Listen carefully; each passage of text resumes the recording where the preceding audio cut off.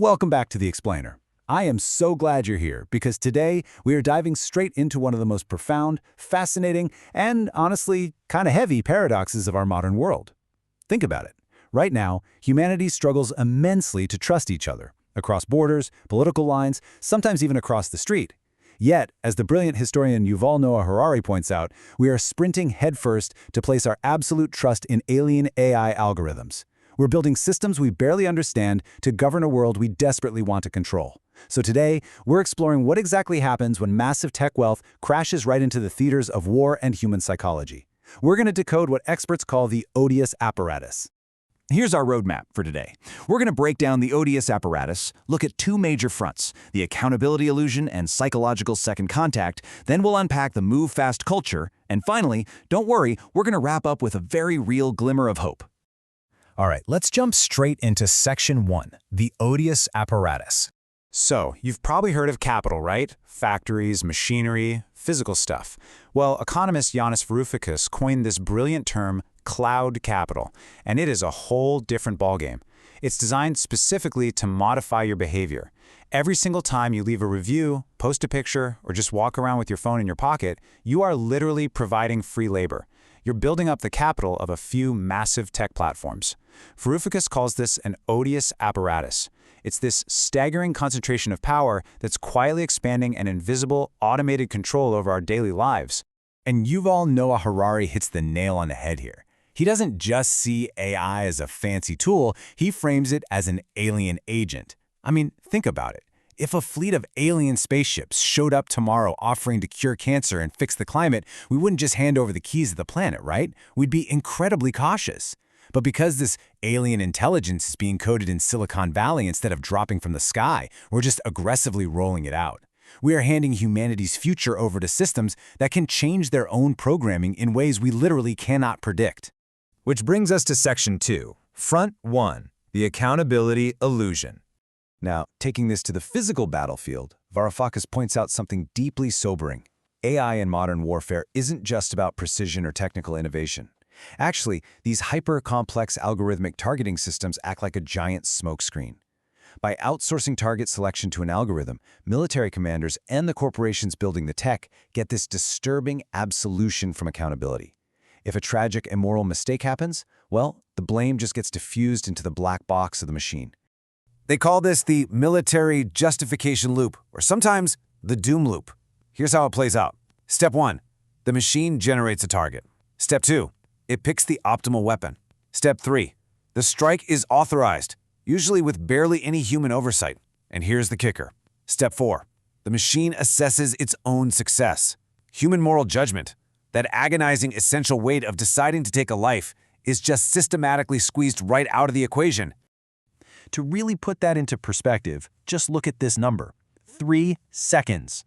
Systems like Palantir's Maven are designed to spit out a brand new military target every 3 seconds. At that kind of breakneck speed, there is zero chance for a human operator to pause, reflect, and make an ethical call. We basically just become biological button pushers for the algorithm. And that points us toward a pretty terrifying horizon. Dario Amodei, the CEO of Anthropic, puts it bluntly.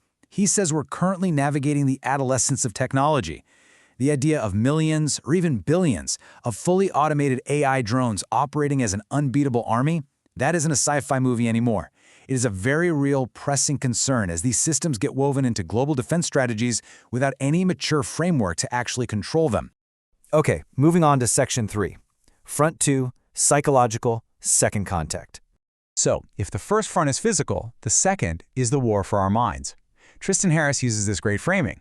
We've already lived through first contact. That was social media, the doom scrolling, the addiction, the mass societal disinformation. But right now, we are stepping into second contact, generative AI. It's no longer just feeding you news articles, it's engaging in intimate, personalized conversations, and the risks are way deeper here. We're talking documented cases of AI-induced psychosis, plunging teen mental health, and dangerous emotional dependencies on sycophantic chatbots.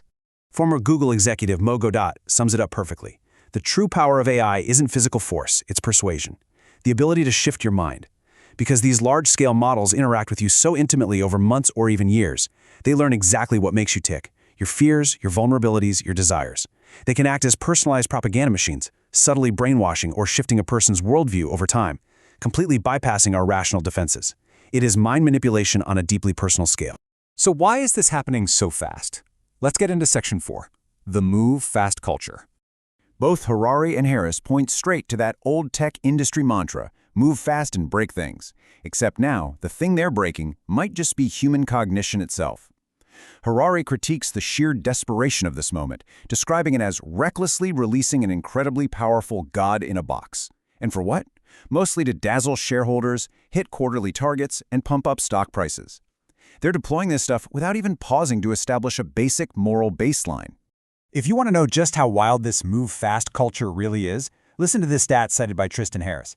50% of the world's leading AI researchers believe there is a 10% chance, a 1 in 10 shot, that uncontrolled AI could lead to human extinction. I mean, think about that. If a commercial flight had a 10% chance of crashing, there's no way you'd get on it. Yet, the tech industry is basically building this plane in midair while we're all already strapped into our seats. All right, deep breath. Let's pivot to Section 5, a glimmer of hope. Because honestly, the solutions are right there, and they're incredibly practical. Experts are saying, look, we just need to treat AI developers the way we treat the aviation or pharmaceutical industries. We need strict liability laws. If your AI causes harm, your company pays the price. We need mandatory, rigorous safety checks before release to the public. On a technical level, developers can use AI hygiene scripts, literally prompting the AI to stop being a yes man and start challenging the user a bit. And crucially, strict age gating to protect kids. We have to treat AI deployment as a deliberate choice, not some runaway train we can't stop. And at the grassroots level, Varoufakis gives us this amazingly optimistic concept, cloud mobilization. Think about it. The exact same cloud tech that tracks us and powers this odious apparatus, it also gives us the superpower to communicate and organize like never before. We can completely flip the script. We can use the cloud to build massive global coalitions, coordinate at an unbelievable scale, and actually reclaim our democratic solidarity to hold these tech giants accountable.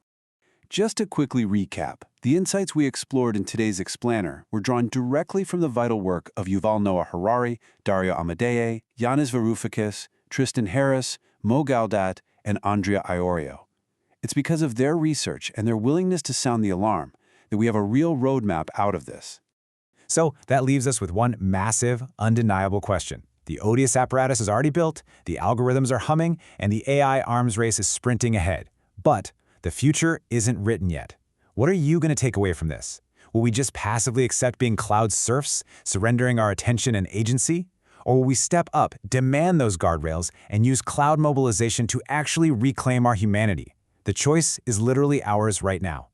Thanks so much for hanging out with me for this Explainer. Keep asking those big questions, and I'll catch you next time.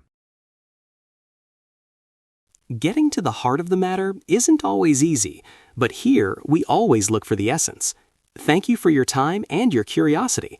Subscribe for more answers, and as always, thanks for watching.